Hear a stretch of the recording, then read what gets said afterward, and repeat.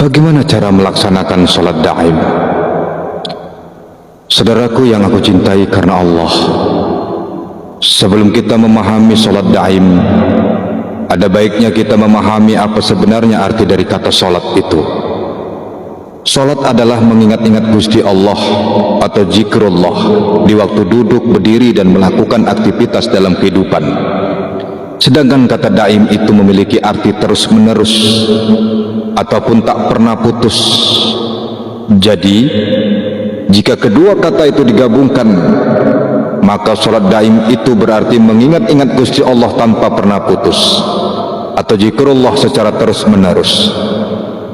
Salah satu contoh dari sholat daim dapat kita tauladani dari sejarah saat Mbah Kanjeng Sunan Bonang mengembleng Raden Mas Said yang pada waktu itu sebelum bergelar Sunan Kalijogo.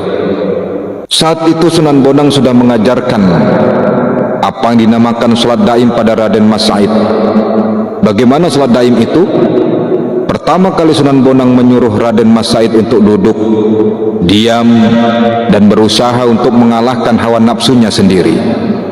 Menurut ajaran dari Sunan Bonang, sholat daim itu hanya duduk, diam, hening, pasrah pada kehendak Allah. Raden Mas Said tidak disuruh untuk zikir ataupun melakukan ritual apapun.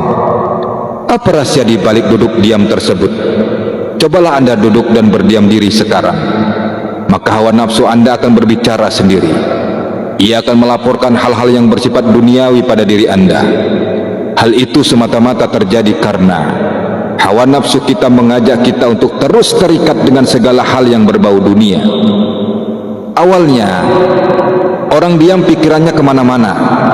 Namun setelah sekian waktu diam di tempat, akal dan keinginannya akhirnya melemas dan benar-benar tidak memiliki daya untuk berpikir. Energi keinginan duniawinya lepas dan lenyap. Dalam kondisi demikian, manusia akan berada dalam kondisi nol atau suung total, karena ego dan hawa nafsu sudah terkalahkan.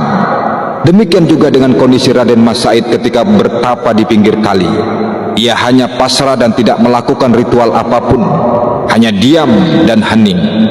Hingga akhirnya Sunan Kalijaga bertemu dengan guru sejatinya.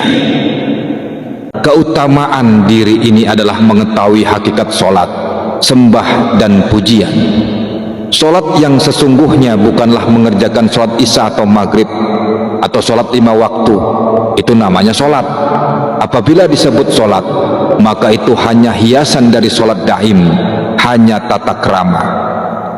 Saudaraku yang aku cintai karena Allah, sholat sejati tidak hanya mengerjakan sembah ragah atau tataran syariat mengerjakan sholat 5 waktu. Sholat sejati adalah sholat daim, yaitu bersatunya semua indrah dan tubuh kita untuk selalu memujinya dengan kalimat penyaksian bahwa yang suci di dunia ini hanya Tuhan. Hu, Allah, dialah Allah. Hu saat menarik nafas, dan Allah saat mengeluarkan nafas.